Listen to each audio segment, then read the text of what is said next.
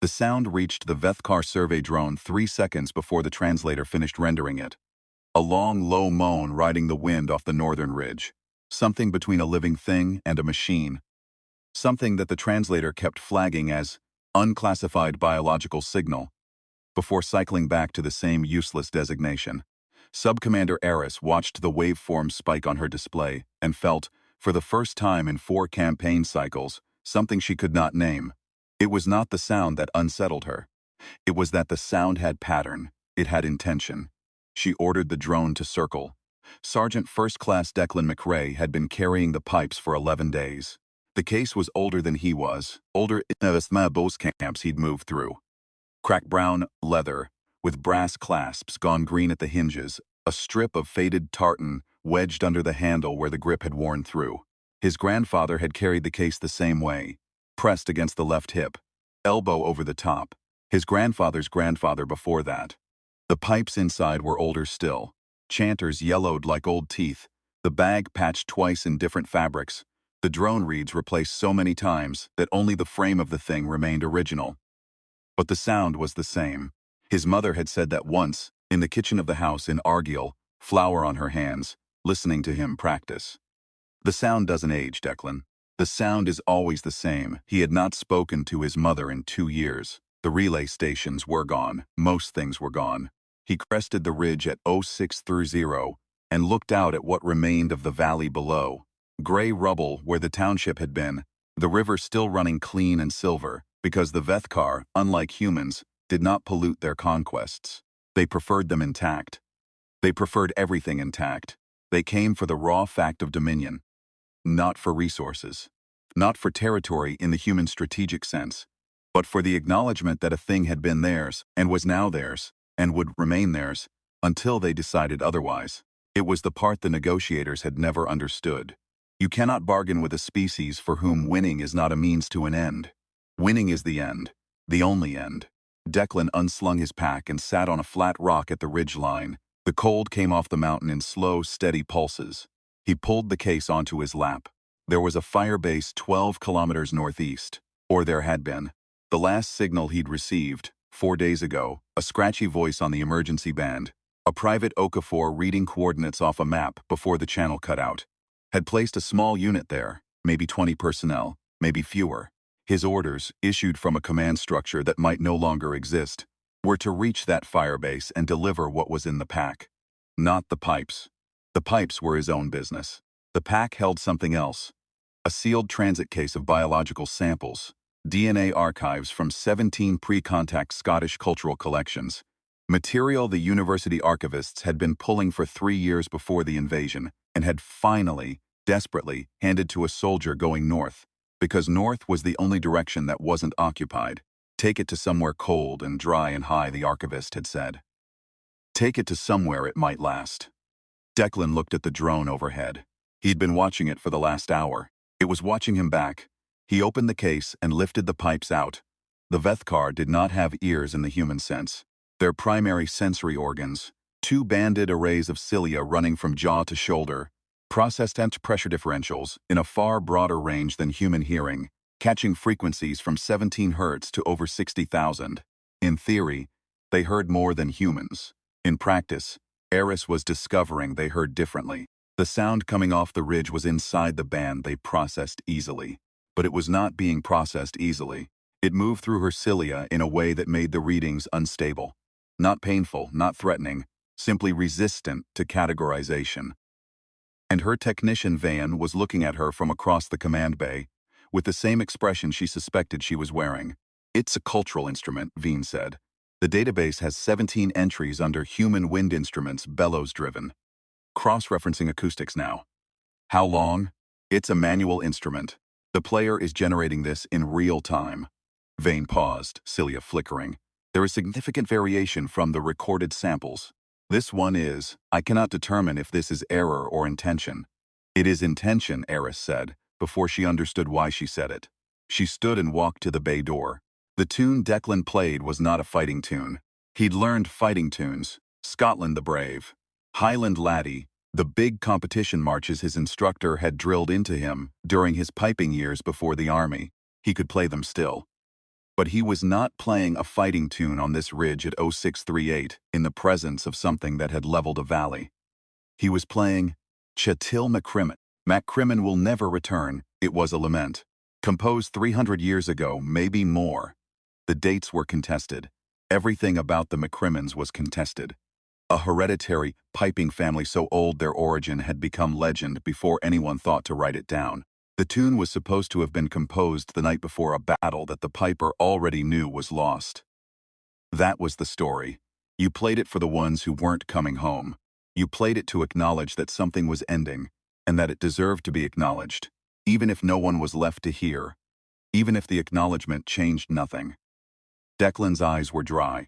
He'd run out of grief around day 4. What was left was older than grief, quieter, the thing you carry on the other side of it. He played the tune through once, and let the pipes drone on, sustained before releasing the pressure. Below the ridge, the drone had not moved. He could see 2 more behind it now, holding position. He counted them the way he used to count deer on the hill above Argyll. He packed the pipes, lifted his pack, and started down toward the firebase. Eris followed the human from an altitude of 200 meters. She had been in 5 separate campaign theaters. She had processed 7,000 hours of human behavioral data. She had overseen the classification of human cultural artifacts across 63 categories, the way the Vethkar classified everything. Methodically, completely, with the aim of a total inventory before a final determination. And in all of that, she had never encountered a moment like this. A single human, alone on a ridge, in full awareness of surveillance, performing something that did not belong to any category labeled threat or resistance or negotiation. He was not signaling, he was not posturing, he was not performing for her. He was performing for something she could not identify. Veen's voice came through her earpiece. Sub-Commander, the acoustics analysis is complete. The instrument class is confirmed. Scottish Highland bagpipe, estimated age of the specific instrument, 160 to 200 standard years. The tune class is confirmed. Ceol more classical pipe music, specifically a subtype designated as Piobarocht, Gaelic term, approximate translation. The big music. A pause. The specific composition is the one designated in our records as macCrimmon's Lament. Historical notation. Composed in anticipation of a military defeat by a hereditary musician of the macCrimmon lineage. Performed the night before the Battle of Sheriffmuir, circa. A lament, Eris said. Correct, he played a lament on a ridge, looking at a valley we destroyed. Correct. She watched the human descend the far side of the ridge, moving with the slow, careful pace of someone managing an old knee injury, the case pressed against his left hip. He is not running, Vane said unnecessarily. No, Eris said, he is not. The firebase was not 12 kilometers. It was 14, and 2 of those 14 were through terrain that had been sheared and folded by an orbital strike that had missed its intended target by 600 meters and taken out a hillside instead. Declan picked his way through the rubble. The concrete smelled like burned chalk. He did not think about what might be underneath. Private Okafor was waiting at the firebase perimeter, 19 years old, field dressing on her left hand, eyes that had not slept in longer than Declan's had. She looked at the case on his hip, and then at the pack on his back, and then back at his face, running the kind of fast calculation that the young do when they are not sure yet whether to be relieved or more afraid. You made it, she said. The coordinates were good, he said. There were 11 of them left, 2 injured, 1 badly. They had a medical kit, 8 days of food, 2 functional weapons between them, and a comm array that could receive but not transmit. They had received, in the last 72 hours, 3 signals of unknown origin, 1 brief automated broadcast from what might have been an orbital platform, and silence, mostly silence. They were waiting for orders that Declan was not carrying. He gave them the pack. Corporal Ewan the transit case and stored it in the deepest and driest corner of the firebase, wrapped in his own jacket. No one asked what was in it. They had learned not to ask what was in things. That night, with the firebase dark and Okafor on watch at the north wall, Declan told them about the ridge. He described it carefully, the way his grandfather had described the hills. Without embellishment, because the hills didn't need it. He told them about the drones. He told them about playing the lament and watching the drones hold position and not fire. You think they were listening? Ewan said. I think something was. Okafor spoke from the wall, without turning around. My grandmother used to say that music was the first thing we made that wasn't for survival, that it was the first proof we were more than just animals trying to stay alive. Nobody answered that. The firebase was quiet for a long time. What was the tune? Okafor asked. Ceol macCrimmon, Declan said. What does it mean? He was quiet a moment. It means the one you love isn't coming home, but you're still here to say so. Eris spent the night in the command bay reading the database entries. The macCrimmons. 300 years of a family whose sole function, hereditary and unbroken, was music. Not military music, not ceremonial music in the way the Vethkar understood ceremony, as display, as assertion of hierarchy.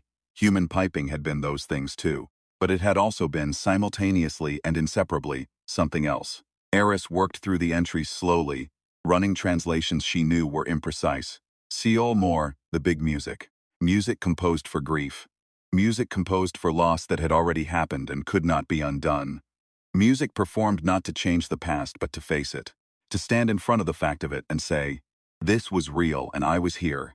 And I knew it. Vane found her at 0300 reading an entry on the Battle of Culloden, 1746, which the database cross-referenced under Decisive Vethkar Equivalent Victory. Subjugation of Highland Culture. Generational suppression of music, language, dress, and then, 300 years later, music survived. They suppressed it for generations, Eris said quietly. Yes, Vane said, and the music survived. Vane did not answer. Not the instruments, not the players, not the culture, not intact. But the music. She closed the database. She sat in the dark for a long time. The acoustic recording from the ridge played on loop in her secondary display. The waveforms strange and complex. The kind of signal that kept resisting her translator's effort to flatten it into data. It was not a signal, that was the problem. It was not a message, not a warning, not a display. It was something humans had been doing alone on hills, in the dark, at the edge of defeat, for centuries. Not for an audience. Not for survival, for the record. For the fact that it had happened. Eris called the fleet coordinator. Declan was playing again at dawn. He had gone to the north wall, without really deciding to, and taken the pipes out and put his mouth to the chanter, the way you sometimes just begin a thing without knowing you've begun it. The tune was different this time. Not a lament. Something older, more angular, a pibroch his instructor had called, difficult in a tone that meant, don't bother until you're ready. He was probably not ready. He played it anyway. Okafor stood beside him on the wall and watched the drones. There were more of them this morning. 6 that he could count, and they had formed something like a line along the ridgeline, watching. Not advancing, not targeting. Watching the way you watch something you're still trying to understand. They stopped moving when you started, Okafor said. Declan kept playing. The tune climbed the cold morning air in long, irregular phrases. Nothing like a march, nothing like a song. Ceol more was not built for comfort. It was built to go somewhere difficult and stay there long enough to know it, to turn it over, to carry it differently when you came back out. His grandfather had told him that. His instructor had told him that. He had not understood it until now on this wall, at this hour, with this much gone. He played until the tune was done. Then he played it again. The drones held their line. The order Eris transmitted to her fleet element took 12 minutes to compose and 4 seconds to send. Vane read it once and said nothing.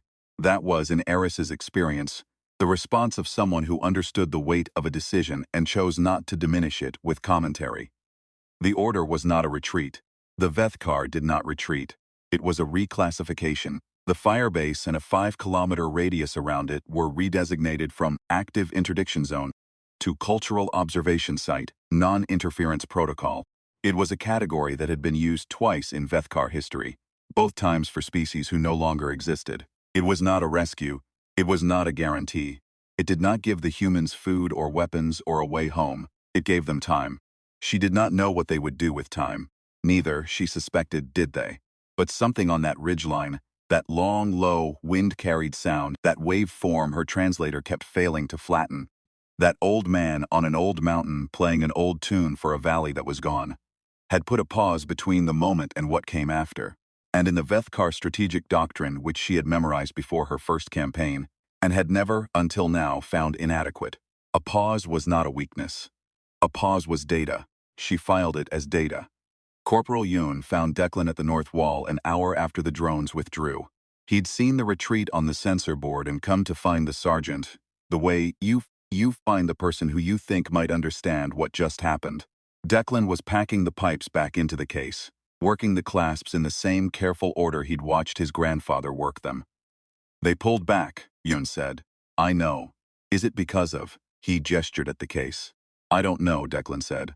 I don't know what they heard or why it mattered. I don't know if it's permanent, or if we've got a day. He clicked the last clasp shut. I don't know if anyone's coming. But they pulled back. They pulled back. He stood with the case against his hip, the tartan strip warm from his hand. The morning was clear enough that you could see the valley. The river still running. The rubble still gray. The mountain still standing. My grandfather used to say that the pipes were never about winning, Declan said. He said they were about witness, about being the one who stood up and said, this happened, and I was here, and it mattered. He looked out over the valley. He played at 3 funerals that weren't allowed to happen. During the Troubles, they weren't allowed to make noise, no procession, no ceremony. He went to each one on his own and played outside the house. One tune, just so there was a sound. Yuan said nothing. I don't know if it helped, Declan said. I think he didn't know either, but he went. Behind them, Okafor's voice came from the interior of the firebase, calling them to breakfast. Not much of a breakfast, tins and water, but she'd found something to heat it on and she was using a tone that said, come and sit down, and we're still here in the same breath. The way people do when they are making a very small, ordinary moment do the work of something much larger. Declan picked up the case and went. The transit case traveled north for 6 months before it reached a research station on the Orkney coast, brought by 3 separate hands and carried through 4 separate checkpoints, wrapped still in Yuan's jacket. The station had cold storage and dry rooms and a geneticist named Dr. Anand who had been waiting for biological archives for 2 years with the specific and patient fury of someone who refuses to accept that the thing they need is not coming. He did not cry when he opened it. He sat for a long time and looked at the contents, and then he went and found his own cold storage key, and he opened the vault and he began. In the years that followed, historians would argue about the Lament doctrine, whether Eris's non-interference order had been tactical, philosophical, or some third thing that the Vethkar had no word for. Her testimony, filed with the Interspecies Contact Commission on the 4th anniversary of the ceasefire, ran to 11 pages. The last paragraph read, in translation, we are a species that catalogs. We inventory, classify, retain.